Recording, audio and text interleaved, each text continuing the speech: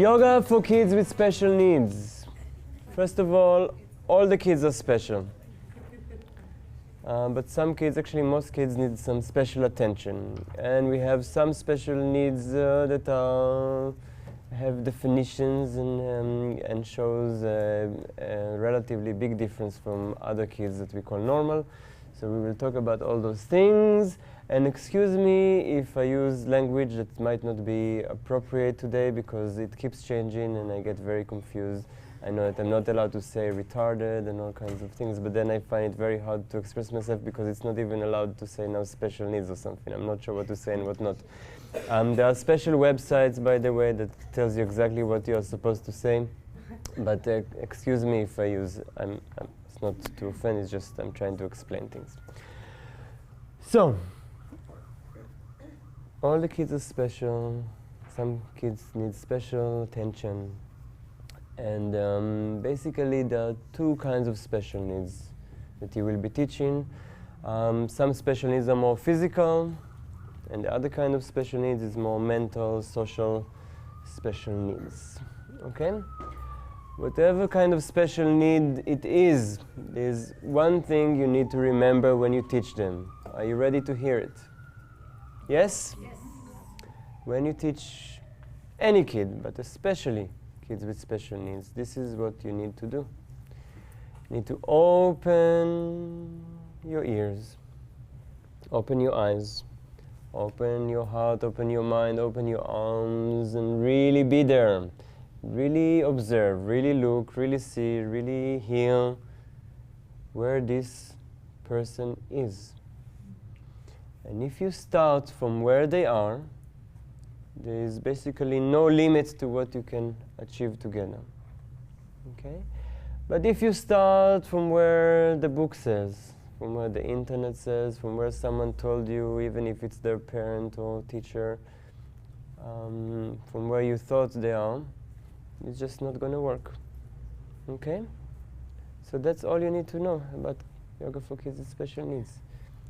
You need to look, really look, and start from where they are. And of course you need to be creative. In Yoga for Kids with Special Needs, many times you need to break the practices down or the poses down, the games, whatever it is, into simpler components so that you can actually start from where they are. And then you slowly build it back up. Okay? So physical special needs, for example, blind kids. Will you demonstrate everything? No. You use more verbal instructions and you use a lot of touch. Okay, I've done yoga with blind kids, and you know what? They have better balance than all of you. They have better orientation in space than most kids. And the acrobatics that we are going to do today, they do so good. Just the first few times, I needed to help them into those poses together in partners or 3 people, 4 people. They are great at this, okay? Just need to use more touch, more verbal explanations, that's all. Easy. Deaf kids, will you talk a lot? You should talk too, but make sure they can see you, they can read, most of them can read lips, and take the time to learn their language too. Yeah? Sign language is really cool, especially for animals. You know what this is? Frog. Yeah. It's really cool. Let kids teach you all the time. You will learn so much. Okay? What else? We have different kind of handicaps. Okay? Whatever it is, we just need to be creative. And many times, a handicap in one place is a strength in another. For example, I was teaching this 5-year-old boy who had spinal bifida. Yeah? Yeah. And he was handicapped from the waist down. But you know, the first time I saw him, this was his trick with anyone he meets. He twisted my arm behind my back just to show me how strong he is. Okay? He had such strong upper body and core. He was amazing. After a couple of classes, we did crow and side crow, headstand and scorpion. Guys, just after a couple of classes. Other kids can't do it, but he was so strong. Okay? Yeah? his legs were quite stiff, so it made it easier to lift it up. But you see, sometimes disadvantage in one place is an advantage in another. Kids on wheelchairs, great. You can do so much chair yoga. I actually have over 1,300 chair yoga poses that I invented. Okay, there are so many possibilities with a chair. We don't have time to do it in this training. You need to come to our 300-hour training, okay, in Italy, in August. But but it's not hard. Just grab a chair and start doing stuff. There's so much you can do. It's infinite. All right, chair yoga, great. A child that is bedridden, what's the problem? Bed yoga.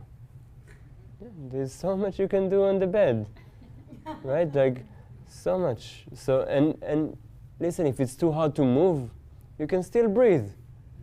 You can do breathing exercise. That's too hard. You can do guided imagery. They can't even do that. Sit down, hold their hand. Okay, there's always a way to do yoga. That's the point. You have to start where they are and do what fits them where they are now. Okay? Kids on wheelchairs, I also take them off the wheelchair. And this, if they're very big kids, you need to watch your back, because I have a friend who really hurt his back doing that. Yeah? You can take them off the wheelchair and you can bring them into many, many yoga poses. I have a program about that too, but it's again in our longer training, I'm sorry. It's not, I don't say it just for advertising. just a time limitation. But yeah, you can manipulate their body into so many yoga poses, you know, if they're lying down. And again, it's individual what they can do. I learned a lot from learning Thai yoga massage to do that, and inspired by that took many other yoga poses and made them into these floor yoga sequences. And yes, then we have the other special needs, the more social, mental special needs. So everyone knows Down syndrome, for example, but there are another like million kind of syndromes, you know. Right? You know that actually Rainbow Kids Yoga started. I had my ex-wife, actually, we were pregnant, and our baby had some kind of syndrome, and they passed away when they were 5 months in utero, and that's actually inspired me to start Rainbow Kids Yoga. Okay, it was a long time ago. So yes, some experiences in life are tough, but they bring good things out of them, like Rainbow Kids Yoga. So things. There's so many syndromes you can't even imagine, and yes, when you know that the child has a certain syndrome or issue, challenge, it's good to do the research. You can get a lot of information that will inspire you to create yoga that fits them more, but then at the end of the day, each child is so different even if they have the same syndrome. Okay, and you will see it all the time. I mean, are two people that are normal, are they the same? It's not normal, okay? It's not, we're all different, and it's even more so with those special needs and the way we label them, whether it's Down syndrome or autism. I have a few autistic kids in my classes that after a few classes, I don't even notice that they're autistic anymore. You know, so it all depends, and others is a different experience. So it depends on the individual again, right? It's all about the individual. And let's see. So, syndromes, then we have different, what's the right word for retardation? I can't say retardation, brain damage, what can I say? Intellectual disabilities, right? Yeah, you're not allowed to say disabled. Mentally challenged. No.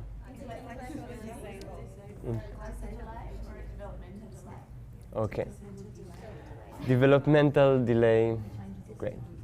So yeah, there are many, many, many different things out there, and they all have slightly different or sometimes majorly different needs. Okay. So I'm going to explore this a little bit more in a moment, but you will teach children with special needs in two main environments.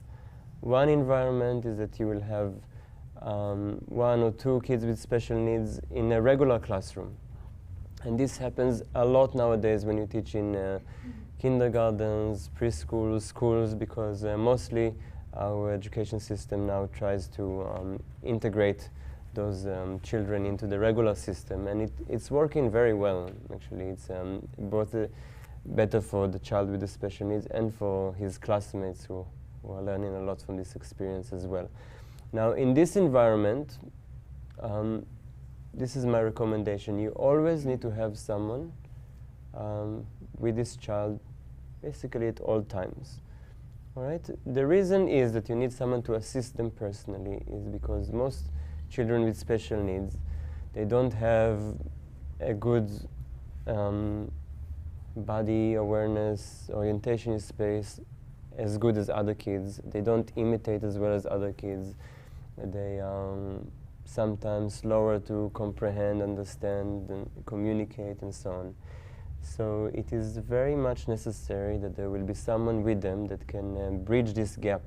Because in a regular class, like you're going to see today, it's actually crazy. There's so much going on, and it's going so fast, and sincerely, you don't have the time to give this child the extra attention that they need. Now, in the education system here in Australia and in most countries, this will happen naturally. They have an assistant. In the US, it's called a shadow. Here, just a teacher assistant. That they have someone with this child the whole day that helps them, and this will naturally happen. And sometimes it does get to the stage that you need to talk to that assistant that they're doing a great job, that they also need to step back a bit and let the child figure it out too. But mostly those people are really sensitive and they enjoy yoga a lot because they also see the benefits of the practice for those children that they are assisting. So this is very rarely. I also have children that after a few classes don't need the assistant anymore, and that's wonderful. But in most cases they do. The other environment that you might teach children with special needs is that when you have a class for kids with special needs only. All right? Those classes you keep smaller, maybe 4 or 5, 6 kids is already sounds too much to me. Okay, and even then you need a couple of people to help you. Most of the time it will be with parents' participation, unless if it happens to be in some kind of institution or something like that. Okay, but there's an afternoon program that you might do in a community center or at your place or a studio. It will be with parents' participation, so then you don't need other people to help you. Now in those classes, we're talking about the more social, mental special needs. What I do, basically, remember yesterday we spoke about the age groups?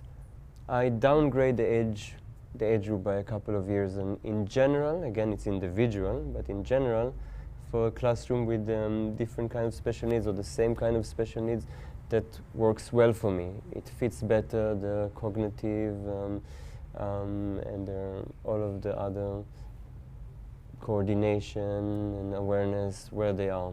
Okay, I just downgrade it by a couple of years. So if I teach 3, 4-year-olds, I will teach them a class like I teach 2, 3-year-olds. And if I teach a class from 6-year-olds, it will be like a class I would teach 4-year-olds or so.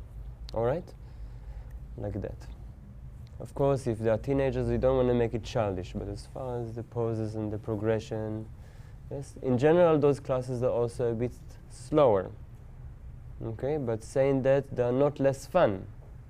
Okay, very important thing, you don't come to those classes with like all merciful kind of attitude or something, because they hate it.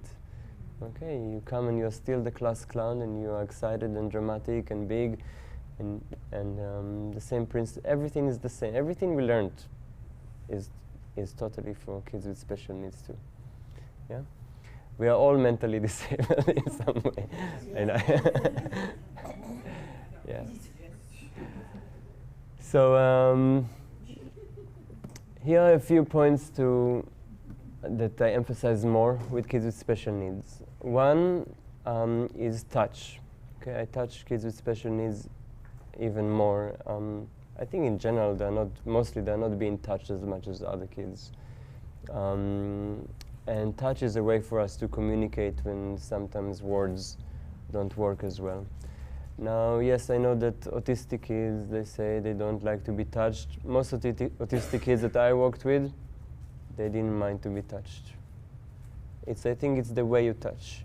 Wispy touch like this, or accidental touch, they don't like it, but strong, meaningful touch is great, right? I also use those, they're called awareness bag, or I call them body bags, which is totally inappropriate. Yeah, with again, normal kids, I like to put 2, 3, 4 kids at a time here. But with kids, especially with autistic kids, that's wonderful. Now we can do the whole yoga class here. Yeah? In those bags, yeah.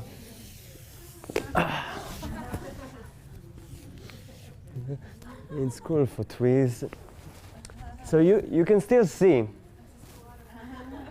but it feels very safe, and this constant touch from all sides, it's actually feels great for kids with different ranges of autism. Hmm? Actually, it's from an Australian company. Oh, sorry. It's from an Australian company called Lace and something, I can't remember.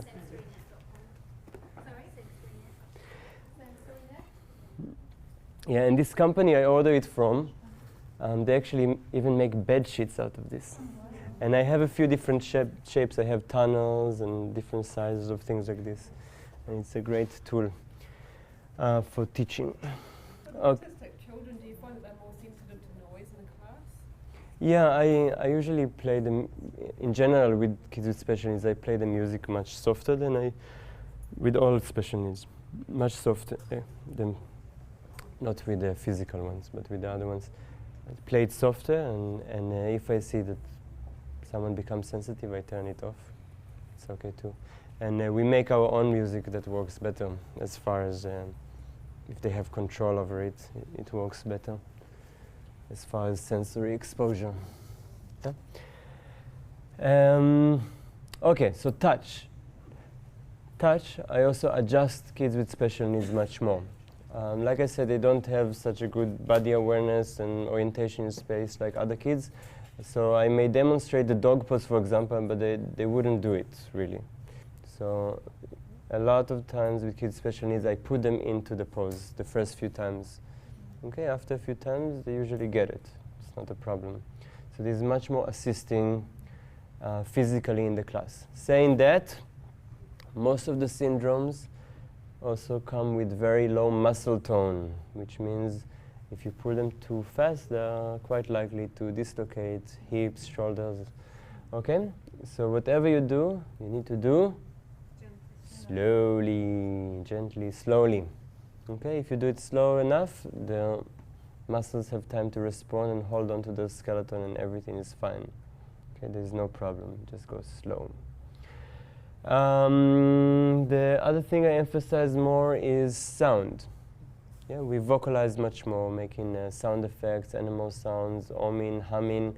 Again, a lot of time, kids with those issues, challenges, they are in their own bubble, and making sounds really helps them just to come back to their body. Yeah, so I use it a lot. We do weird sounds the whole class. It's lots of fun. And the other thing I emphasize more is the breath. Yeah, we breathe even more than in any other class. Yeah, again, breathing helps them relax. It helps them to connect to their body, to connect to the environment, become present and here with what's happening in the class. Okay. What else? Relaxation.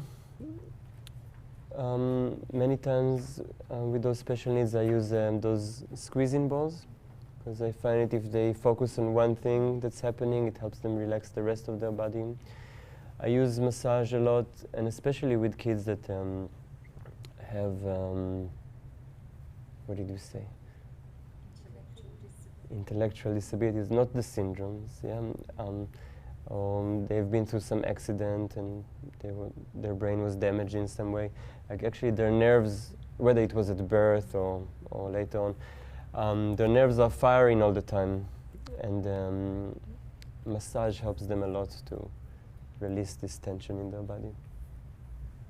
Also about special needs,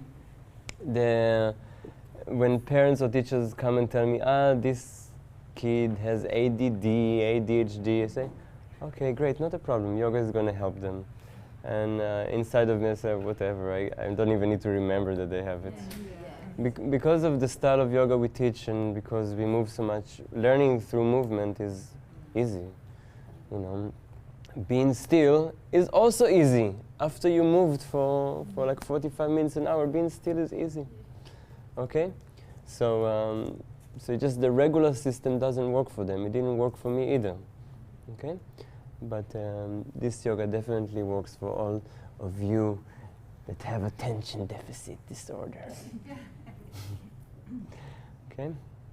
And yes, many times people ask me, so do you tell them to stop the medication? Because actually those medications do have lots of harmful effects, and I have seen all kinds of kids basically becoming zombies from different kinds of meditations. Meditations. I meant medications.